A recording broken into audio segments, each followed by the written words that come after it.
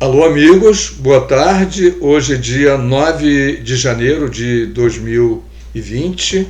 O nosso segundo vídeo de hoje é na mesma linha de prestar esclarecimentos sobre conteúdo, sobre informações que a Petros está enviando para todo mundo. Desta vez é um esclarecimento sobre o equacionamento do PPSP ou Plano Petros 1. Foi publicado esse esclarecimento no dia 18 de janeiro de 2018, mas mesmo assim está sendo republicado por conta dos questionamentos que estão sendo feitos a Petros sobre os motivos do equacionamento. Tá? Então vamos aos esclarecimentos sobre o que motivou o PED 2015 e 2018. Em linha com a política de transparência da diretoria executiva e em respeito aos participantes, a Petros vem a público esclarecer algumas críticas ao equacionamento do Plano Petros do Sistema Petrobras, que foram publicados na imprensa. Quando falamos de imprensa, também diga-se em grupos, em sites, etc., de petroleiros, e nós sabemos o quanto nós criticamos isso. A Fundação cumpre todas as regras e leis que regem o setor de previdência complementar, tanto para o equacionamento do déficit do Plano Petros do Sistema Petrobras, acumulado em 2015, aprovado pelo Conselho Deliberativo em 12 de setembro de 2017, foi integralmente elaborado de acordo com o que determina a legislação, tendo sido pautado por um termo de ajuste de conduta, TAC, firmado entre a Petros e a Previc, por meio de documento assinado por todos os membros do Conselho Deliberativo, da diretoria executiva e aprovado pelo órgão fiscalizador, ou seja, Previc. É importante quando a gente vê que, indistintamente, todos, da diretoria aos conselhos e da patrocinadora, assinaram esse termo, esse formato de cobrança em relação ao PED 2015. Tá legal? Então vamos ao que segue. O equacionamento, continua Petros, é uma exigência legal que determina ainda que contribuições sejam divididas entre patrocinadoras, participantes e assistidos do Plano Petros 1, na proporção de suas contribuições normais. Do total do déficit de 22,6 bilhões acumulados no Plano Petros 1 em 2015, cerca de 40%, 8,6 bilhões, são decorrentes de questões estruturais do plano. Quando se fala em questões estruturais, é da estrutura do plano. Por exemplo, a família real, a RMNR, PCAC, e tantas outras questões inerentes a questões da estrutura do plano.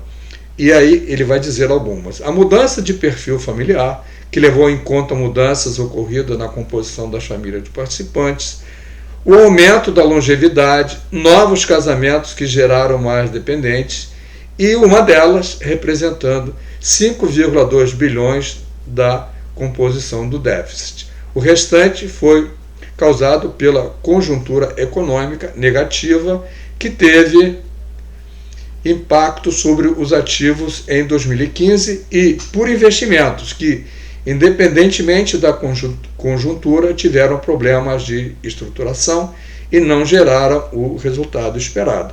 Aqui nós poderíamos exemplificar com os investimentos feitos na Sete Brasil, os FIPs da vida e tantos outros investimentos suspeitos que aqui não são mencionados, lógico, eu que estou acrescentando, que também ajudaram a fazer esse débito estar do tamanho que é. A Fundação vem explicando detalhadamente a composição do déficit desde que a divulgação do resultado em 2015. Inclusive, pela primeira vez na história da Petros, a diretoria executiva realizou em setembro de 2017 uma transmissão ao vivo para detalhar as causas do déficit. Tá aí, eu também não fiquei sabendo disso. Não sei se você ficou sabendo, mas eu não. E o plano de equacionamento aproveitando para esclarecer as dívidas dos participantes. Os dados sobre a causa do déficit também constam de um hot site desenvolvido especialmente para prestar informações aos participantes sobre o plano de equacionamento. Aqui vai uma crítica diretamente para a Petros, que eu sei que eles nos acompanham e vocês não imaginam quanto. Eu, que participo já são 2 anos diretamente dessas questões, não tive conhecimento dessa live que a Petros fez explicando os porquês. Assim como também quando acessamos a página da Petros é extremamente difícil, diria complicado mesmo, a gente conseguir acessar. Eu diria que seria de bom tamanho, seria muito razoável que a Petros olhasse a página e modificasse, tentando fazer com que ela fosse mais amigável, e que principalmente quando se trata de uma comunicação formal, de uma live, de um comunicado oficial com uma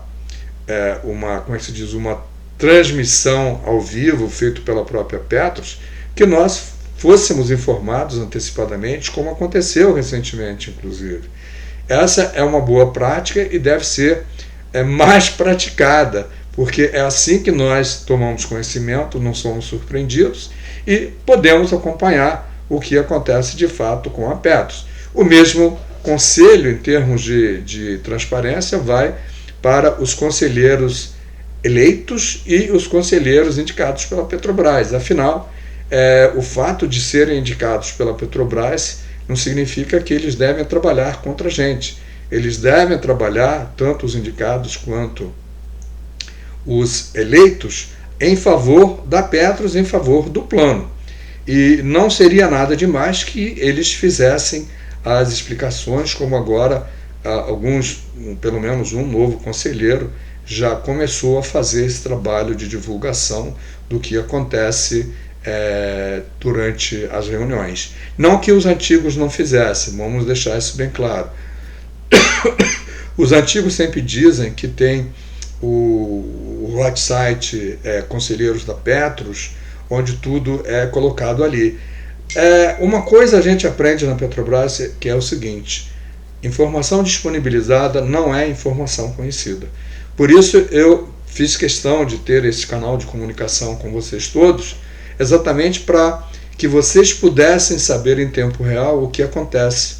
E como é que isso acontece? Acontece que quando eu faço uma postagem, você é imediatamente informado, se você está inscrito. E aí aproveito de novo e repito: inscreva-se no canal e ative o sininho. Quando houver uma publicação nova, imediatamente você receberá um alerta de que algo novo está a seu dispor. Continuando.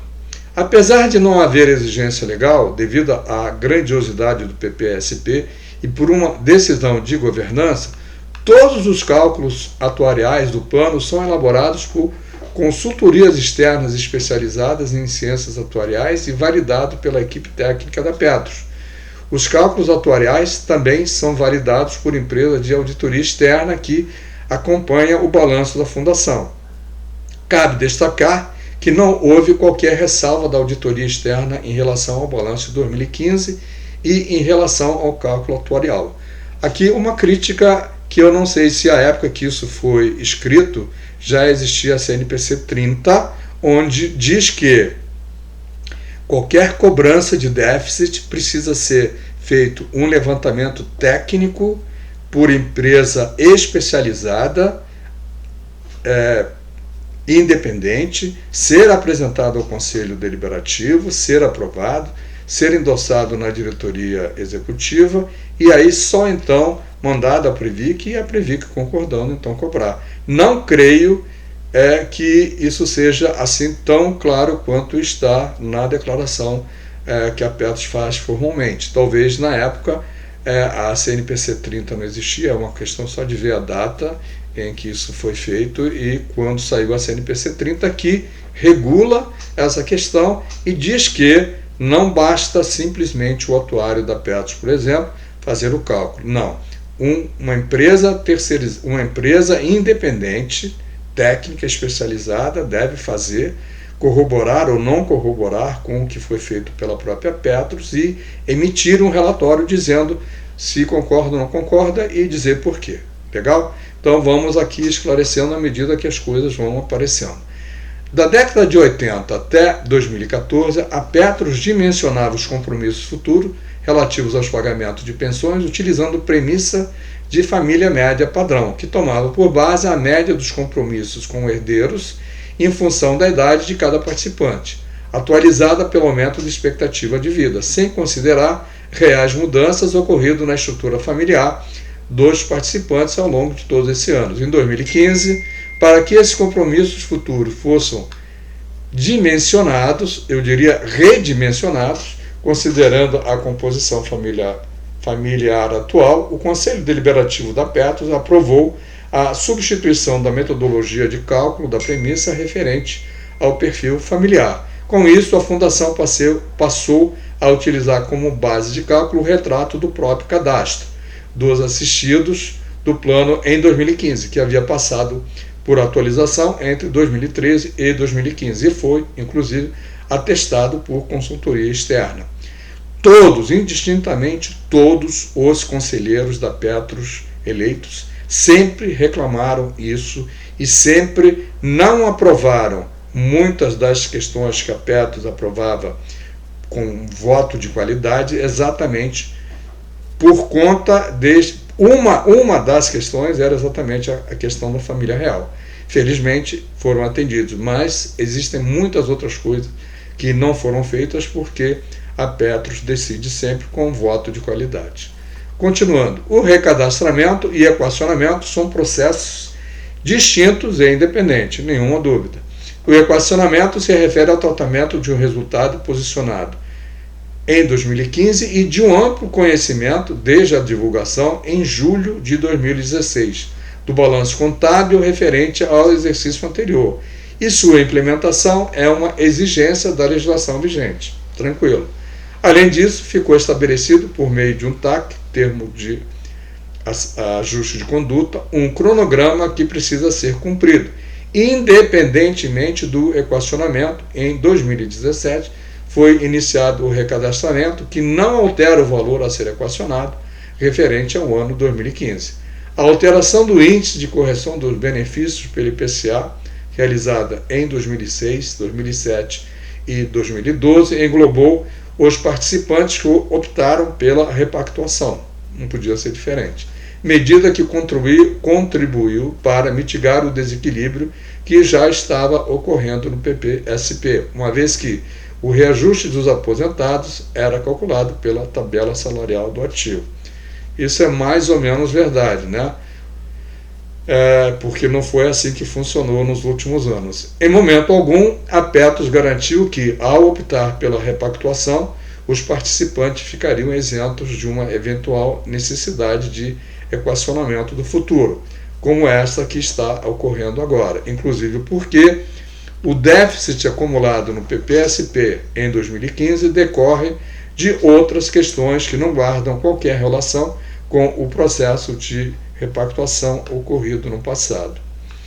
Em relação às denúncias envolvendo investimentos decididos no passado, foram e continuam sendo realizadas comissões internas de apuração para averiguarem eventuais irregularidades. Os resultados de apurações internas continuarão sendo independentemente encaminhada às autoridades competentes, seguindo o procedimento de colaboração que foi adotado pela administração da Petros desde o início das investigações sobre investimento em fundo de pensão.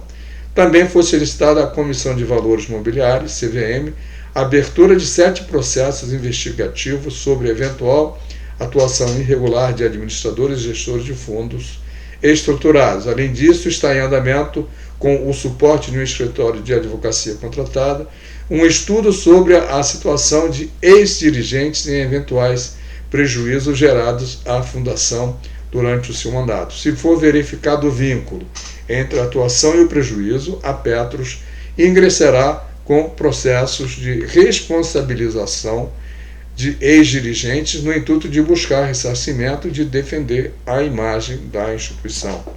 Prezados senhores diretores da Petros, estamos ansiosamente aguardando que isso seja colocado em pratos limpos, porque a Greenfield já apontou inúmeras irregularidades de gestores e nós estamos esperando apenas que a Petros faça o que é preciso fazer: atuação na justiça e punição do responsável. Mas não isso apenas, retorno do patrimônio extraviado para os cofres da Petros. Por favor, caríssimo Bruno Dias, não se esqueça desse compromisso que o senhor assumiu com a gente. Por fim, a diretoria da Petros, responsável pela gestão e pela comunicação com os participantes, autoridades e com a sociedade, lamenta que alguns comentários proferidos em reuniões públicas ou divulgados pela empresa ou por meio da internet o sejam sem base técnica, gerando ruído no fluxo de informações aos participantes e causando ainda maior intranquilidade àqueles que já afetados por uma realidade tão adversa. É fato, mas contribui em muito a Petros com esse tipo de ocorrência quando ela mesma não faz as comunicações, os esclarecimentos, não tem a transparência que deve, como está começando a ter agora, e que não conduz os assuntos de forma a que todos nós, que somos sócios proprietários da Petros, possamos estar informados. Já disse antes, não preciso dizer de novo, que pode melhorar muito esse assunto de comunicação entre a Petros e seus assistidos. Vale reafirmar que, ao colocar em dúvida os resultados dos cálculos efetuados para o equacionamento e que foram reconhecidos nas demonstrações financeiras de 2015, está se colocando em dúvida o trabalho não apenas da gestão da Petros e de todos os seus profissionais, mas também os seus conselhos, das consultorias externas de atuária, da empresa de auditoria externa responsável pela análise das demonstrações financeiras, da patrocinadora, que tem o dever legal de fiscalizar a entidade para a qual contribui, como também o órgão fiscalizador das entidades fechadas de previdência complementar. Quanto a isso, temos enormes dúvidas, principalmente em relação à Previc, que todos sabem que não fez o papel que ela deveria e se esperava que ela tivesse com relação aos fundos de pensão. E isso não é dito por mim, é dito ostensivamente em todos os jornais e é motivo de preocupação da atual diretoria da própria Previc, que quer e está fazendo esforços para equacionar algumas questões que não foram bem conduzidas na época oportuna. Mas esperamos que isso seja passado e vamos olhar pela frente do automóvel, não vamos olhar pelo retrovisor. Todos esses entes, de forma alguma, corroboram, no todo ou em parte, os cálculos que embasaram, ou melhor, todos esses entes, de alguma forma, corroboraram, no todo ou em parte, os cálculos que se embasaram. Está estranho isso. Todos esses entes, de alguma forma, corroboraram, no todo ou em parte, os cálculos que embasaram os valores relativos ao equacionamento, assim como todos os documentos emitidos e decisões tomadas pela Fundação. O trabalho de gestão da entidade é de muita responsabilidade e se pauta pela melhor técnica disponível e pelos limites legais e regulatórios. A gestão responde pela qualidade dos cálculos e pode ser responsabilidade por eventual negligência. De qualquer forma, a gestão da Petros não está acima de crítica e aceita a colaboração que visem o seu aperfeiçoamento, mas entende que qualquer reparo à sua atuação deveria ser pautada por argumentos técnicos e não por ilações ou ideias pré-concebidas. 100% de acordo. Estamos totalmente de acordo que todas as manifestações e todas as informações e todos os questionamentos devem ser sempre feitos com base em conteúdo técnico ou em conteúdo concreto e não ilações. Nas questões que a gente estava querendo abordar nesse vídeo, paramos aqui porque era só isso mesmo, tá? Então, Convido você a rever, caso você não tenha prestado muita atenção, tem informações importantes. Compartilhar com teus colegas e amigos todas essas informações. Inscrever-se no canal, por favor, inscreva-se nesse canal, assim você terá aviso imediato que uma nova postagem foi feita, ok? E nos veremos daqui a pouco num novo vídeo, este sim, sobre uma coisa que está causando um grande alvoroço, que é o termo de adesão à proposta da Petros, tá legal? Te vejo daqui a pouco. Muito obrigado por estar nos seguindo e compartilhando essas informações. Até já!